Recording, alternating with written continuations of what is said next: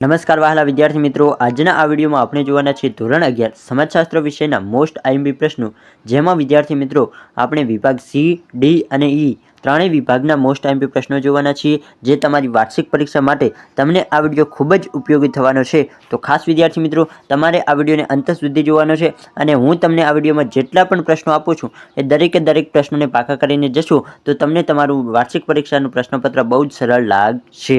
તો ખાસ વિદ્યાર્થી મિત્રો, વિડીયોને અંતપૂર્વક ધ્યાનપૂર્વક જુઓ. વિભાગ સી, તેમાં પ્રશ્ન નંબર 1 છે વિદ્યાર્થી મિત્રો કે સામાજિક ક્રિયાઓનો ખ્યાલ સ્પષ્ટ કરો. પછી વિદ્યાર્થી મિત્રો પ્રશ્ન નંબર 2 છે કે મંડળની વિભાવના સ્પષ્ટ કરો. તો મંડળની વિભાવના વિશે તમારે લખવાનું છે. ખાસ જણાવી દો વિદ્યાર્થી મિત્રો કે વિભાગ સીના તમને 2 ગુણના પ્રશ્નો પૂછવામાં આવતા હોય છે, તો એ પ્રમાણે તમારે લખવાનું હોય છે. સમાજશાસ્ત્રની વ્યાખ્યા શું છે વિદ્યાર્થી મિત્રો? હજી સુધી ના આવડતી હોય તો વ્યાખ્યાઓ પાકી કરી લેજો. વ્યાખ્યાઓ તમારા માટે ખૂબ જ ઉપયોગી હોય છે, તો દરેક સમાજશાસ્ત્રની વ્યાખ્યા પણ પાકી કરી લેવાની અને બીજી પણ જે ઉપયોગી વ્યાખ્યા હોય તે દરેક પાકી કરી લેવાની છે. સંસ્કૃતિના લક્ષણો જણાવો. પછી વિદ્યાર્થી મિત્રો પ્રશ્ન 5 છે સામાજિક વર્ગ એટલે શું? તો કે સામાજિક વર્ગ કોને કહેવામાં આવે તેના વિશે વિદ્યાર્થી મિત્રો તમારે લખવાનું છે.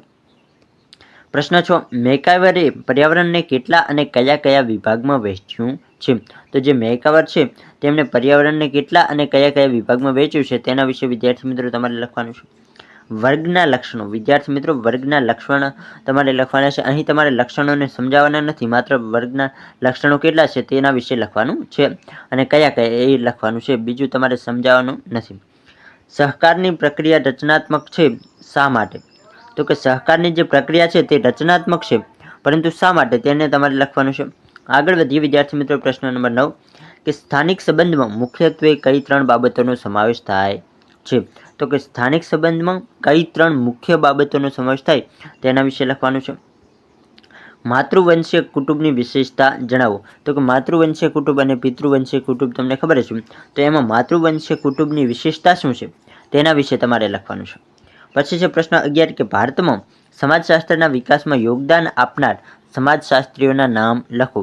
તો કે ભારતમાં સમાજશાસ્ત્રના વિકાસમાં, તો કે ભારતમાં જે સમાજશાસ્ત્રનો વિકાસ થયો છે તેમાં કયા સમાજશાસ્ત્રીઓનું યોગદાન છે તેના વિશે તમારે લખવાનું છે.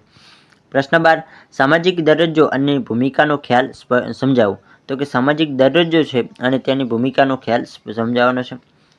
સામાજિક રચનાતંત્રની વ્યાખ્યા આપો. વિદ્યાર્થી મિત્રો મેં તમને આગળ પણ જણાવ્યું કે તમારે સમાજશાસ્ત્ર વિષયમાં ઉપયોગી જે મોસ્ટ ઇમ્પોર્ટન્ટ વ્યાખ્યા કહેવાય તે દરેક વ્યાખ્યા પાકી કરી લેવાની છે. વ્યાખ્યાઓ ખાસ કરીને પૂછાતી હોય છે, જે 1 ગુણમાં પણ પૂછાઈ શકે, 2 ગુણમાં પણ પૂછાતી હોય છે, તો ખાસ વિદ્યાર્થી મિત્રો વ્યાખ્યાઓ પાકી કરી લેજો. સામાજિક ગતિશીલતા એટલે શું એના વિશે લખવાનું છે. પછી જે પ્રત્યાયનના માધ્યમો જણાવો. તો કે વિદ્યાર્થી મિત્રો પ્રત્યાયનના માધ્યમો કયા છે. પછી છે 16મો પ્રશ્ન, લગ્નનું ધાર્મિક અને આધ્યાત્મિક પાસું કેમ નબળું પડ્યું છે. પછી છે પ્રશ્ન 17 કે મુલાકાત માર્ગદર્શિકાના વ્યાખ્યા આપો. તો કે મુલાકાત માર્ગદર્શિકાની વ્યાખ્યા આપવાની છે. શા માટે સમાજની વ્યક્તિઓ ચોક્કસ ભૂમિકા અને દરજ્જો ધરાવે છે? તો કે શા માટે સમાજની વ્યક્તિઓ ચોક્કસ ભૂમિકા અને દરજ્જો ધરાવે છે તેના વિશે લખવાનું છે. સ્પર્ધાઓ અને સંઘર્ષ વિરુદ્ધની ઘટના સાથી થાય છે. તો કે સ્પર્ધા એ સંઘર્ષ વિરુદ્ધની ઘટના સાથી થાય છે. તો અહીં વિદ્યાર્થી મિત્રો તમારે લખવાનું છે કે સ્પર્ધા શા માટે સંઘર્ષની વિરુદ્ધની ઘટના છે. ગ્રીન હાઉસ ઇફેક્ટ કોને કહેવામાં આવે છે? આ વિદ્યાર્થી મિત્રો મનોવિજ્ઞાનમાં પણ પ્રશ્નો પૂછાયો છે. મનોવિજ્ઞાનમાં લગભગ ધોરણ 12માં પૂછાય છે, પરંતુ તમારે ધોરણ 11માં સમાજશાસ્ત્રમાં પૂછાયો છે, તો આ પ્રશ્નને પણ તમારે પાકો કરી લેવાનો છે. પ્રશ્ન 12, સામાજિક વ્યવસ્થાને આંતરક્રિયાના વ્યવસ્થા શા માટે કહે છે? તો કે સામાજિક વ્યવસ્થાને આંતરક્રિયાની વ્યવસ્થા શા માટે કહે છે તેના વિશે લખવાનું છે. હવે જોઈએ વિદ્યાર્થી મિત્રો વિભાગ ડીના મોસ્ટ આઈએમપી પ્રશ્નો. વિભાગ ડીમાં તમને દરેક પ્રશ્નના 3 ગુણ આપવામાં આવતા હોય છે. ભારતની જ્ઞાતિ વ્યવસ્થા અંગે નોંધ લખો. વિદ્યાર્થી મિત્રો ભારતની જ્ઞાતિ વ્યવસ્થા વિશે તમારે નોંધ લખવાની છે. પછી છે પ્રશ્ન 2 કે સામાજિક વ્યવસ્થાનો અર્થ સમજાવો. પ્રશ્ન 3, સામાજિક આંતરક્રિયાની સ્વરૂપ તરીકે સ્પર્ધા સમજાવો. તો કે સામાજિક આંતરક્રિયામાં ઘણા સ્વરૂપ છે, પરંતુ તેમાંથી સ્પર્ધા કોને કહેવાય તેના વિશે તમારે લખવાનું છે. સભ્યતાનો અર્થ સ્પષ્ટ કરી તેનું કાર્યક્ષેત્ર સમજાવો. તો કે સભ્યતાનો અર્થ પહેલો સ્પષ્ટ કરવાનો, ત્યારબાદ તેનું કાર્યક્ષેત્ર સમજાવવાનું છે. જ્ઞાતિ સંસ્થામાં પરિવર્તન. મુલાકાત પ્રયુક્તિ કોઈ સમજાવો. તો કે મુલાકાત કોને કહેવામાં આવે તેના વિશે લખવાનું છે. પર્યાવરણના પ્રકાર સમજાવો. સમાજશાસ્ત્રને એક સામાજિક વિજ્ઞાન તરીકે સમજાવો. સમાજશાસ્ત્ર એક સામાજિક વિજ્ઞાન છે, કઈ રીતે તેના વિશે સમજાવવાનું છે.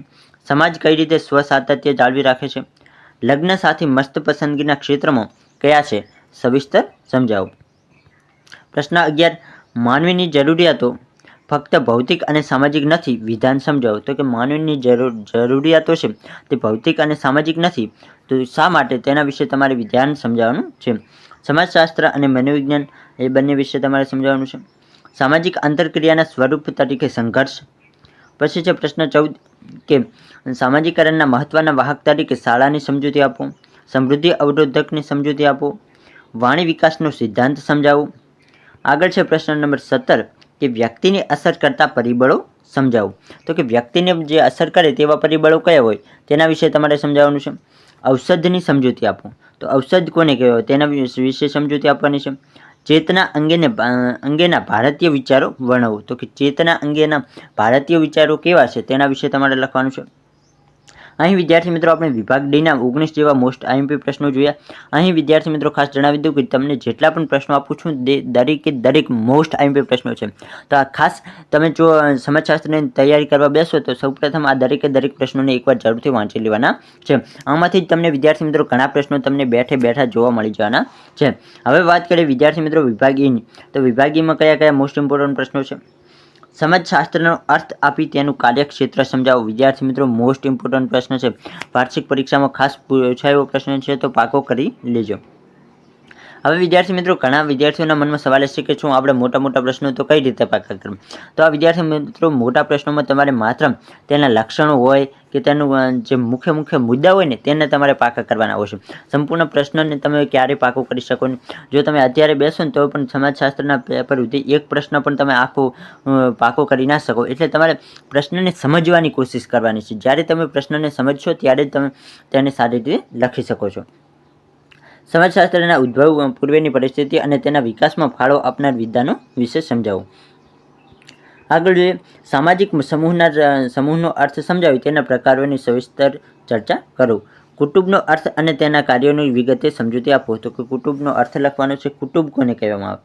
લગ્ન સંસ્થાના પ્રકારો અને આધુનિક સમયમાં તેમાં આવેલા પરિવર્તનો વર્ણવો. શિક્ષણનો અર્થ અને સામાજિક પરિવર્તનના શિક્ષણની ભૂમિકા સ્પષ્ટ કરો. સામાજિક આંતરક્રિયાના લક્ષણો સ્પષ્ટ કરો. પછી છે પ્રશ્ન નંબર 8 કે સામાજિકીકરણનો અર્થ આપી તેના વાહક તરીકે કુટુંબ અને સમવયસ્ક જૂથની ભૂમિકા સમજાવો.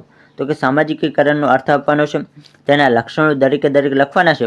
તેમાં વિદ્યાર્થી મિત્રો તમારે લખવાનું છે કુટુંબ અને સમવયસ્ક જૂથ વિશે સમજાવવાનું છે. સંસ્કૃતિકરણના પ્રકારો ભૌતિક અને અભૌતિક સંસ્કૃતિ ઉદાહરણ સાથે સમજાવો. તો કે ભૌતિક સંસ્કૃતિ કોને કહેવામાં આવે, અભૌતિક સંસ્કૃતિ કોને કહેવામાં આવે તેના વિશે સમજાવવાનું છે. 10મો પ્રશ્ન છે સામાજિક પરિવર્તનના લક્ષણો વર્ણવો. તો અહીં વિદ્યાર્થી મિત્રો વિભાગ ઈના આપણે 10 જેવા મોસ્ટ ઇમ્પોર્ટન્ટ પ્રશ્નો જોઈએ જે ખાસ તમારી વાર્ષિક પરીક્ષામાં પૂછાયા છે. અને જો વિદ્યાર્થી મિત્રો તમારી પાસે નવનીત ના હોય તો આપણી વેબસાઇટ ઉપર પણ તમને નવનીત કદાચ મળી જશે. અને ખાસ વિદ્યાર્થી મિત્રો જણાવી દઉં કે જો તમારી પાસે પ્રશ્નો વાંચવા માટે કોઈ નવનીત ના હોય તો હું તમારા માટે આ દરેક પ્રશ્નોનો જવાબ સાથે પણ લાવીશ. જો તમારે જોઈતો હોય તો તમે કોમેન્ટ બોક્સમાં લખી શકો છો કે જવાબ સાથે એક સંપૂર્ણ વિડીયો લાવો. ફરી મળીએ વિદ્યાર્થી મિત્રો કોઈ નવા વિડીયોના નવા ટોપિક સાથે. ત્યાં સુધી આવજો.